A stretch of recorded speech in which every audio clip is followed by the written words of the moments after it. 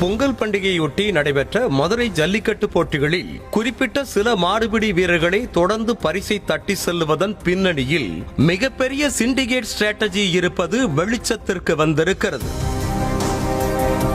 கடந்த 5 ஆண்டுகளாக அலங்காநல்லூர் ஜல்லிக்கட்டு போட்டிகளில் கருப்பாயூரணியைச் சேர்ந்த கார்த்திக் மற்றும் சிவகங்கை மாவட்டம் பூவந்தியைச் சேர்ந்த அபிசித்தர் ஆகிய மாடுபிடி வீரர்கள்தான் மாறி மாறி முதல் மற்றும் 2வது இடங்களை பிடித்து வந்துள்ளனர். 2021 முதல் 2025 வரை அபிசித்தர் 2 முறையும் கார்த்திக் 3 முறையும் முதலிடத்தை பிடித்துள்ளனர். இதேபோல நடந்து முடிந்த பாலமேடு ஜல்லிக்கட்டு போட்டியில் 3ஆம் இடம் பிடித்த மதுரை பொதும்பு கிராமத்தைச் சேர்ந்த பிரபாகரன் தான் பங்கேற்ற அத்தனை போட்டிகளிலும் பரிசை வென்றிருக்கிறார்.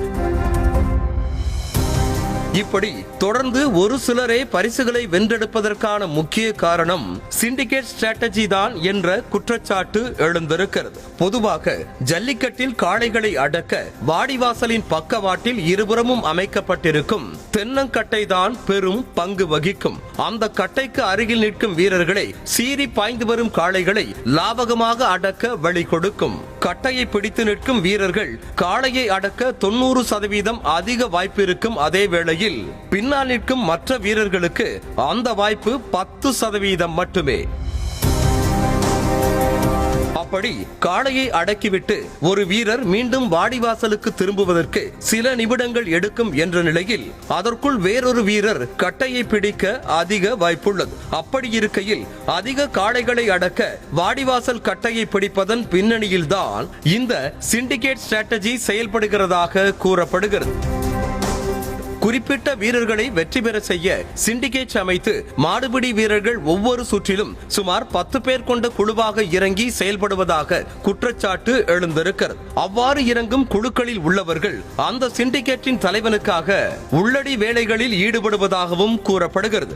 இதில் முக்கியமாக குழுவில் இடம்பெறும் மாடுபிடி வீரர்கள் சிலர் காளைகளை அடக்க முயற்சிப்பதே இல்லை. மாறாக சிண்டிகேட்டின் தலைவனுக்கு வாடிவாசல் கட்டையை பிடித்துக் கொடுப்பது உள்ளிட்ட வேலைகளிலே பிரதான கவனம் செலுத்துகின்றனர். ஊர் மற்றும் சாதியின் அடிப்படையிலேயே இந்த சிண்டிகேட் இயங்குவதாகவும் சொல்லப்படுகிறது. ஒவ்வொரு சுற்றிலும் 50 மாடுபிடி வீரர்கள் களமிறங்குவது வழக்கம் என்ற நிலையில் அதில் 10க்கும் மேற்பட்டவர்கள் சிண்டிகேட்டை சேர்ந்தவர்களாக இருப்பதால் காளைகளை அடக்குவதில் அவர்களே ஆதிக்கம் செலுத்துவதாகவும் சொல்லப்படுகிறது. முறையாக பதிவு செய்து குலுக்கல் முறையிலேயே மாடுபிடி வீரர்களுக்கு டோக்கன் வழங்கப்படும் நிலையில் தொடர்ந்து ஒரே ஜல்லிக்கட்டு போட்டியில் மாடுபிடி வீரர்களுக்கு வாய்ப்பு கிடைப்பது எப்படி என்ற சந்தேகத்தையும் எழுப்புகிறது.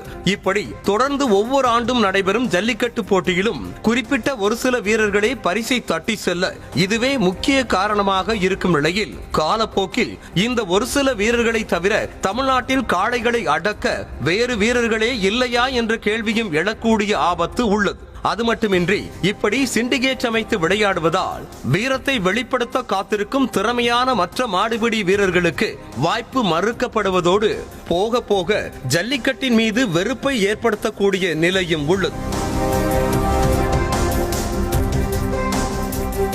உலக புகழ்பெற்ற மதுரை ஜல்லிக்கட்டு போட்டிகளில் மட்டுமின்றி தமிழ்நாட்டின் பல ஊர்களிலும் கிராமங்களில் நடைபெறும் அனைத்து போட்டிகளிலும் இந்த சிண்டிகேட் ஸ்ட்ராட்டஜி முறை கையாளப்படுவதாகவும் குற்றச்சாட்டு எழுந்துள்ளது.